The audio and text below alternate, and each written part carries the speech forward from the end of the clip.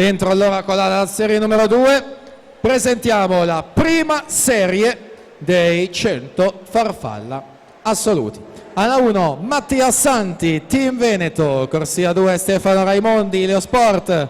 Alla 3 Stefano Saladini, Imola Nuoto, corsia 4 Fabio Lombini, in Sport. Alla 5 Giorgio Boscaro, Team Veneto. Alla 6 Lorenzo Menegaldo, Idros, corsia 7 Stefano Nicetto, Team Veneto. Alla 8 Alessio Gerardin, Antares Nuoto.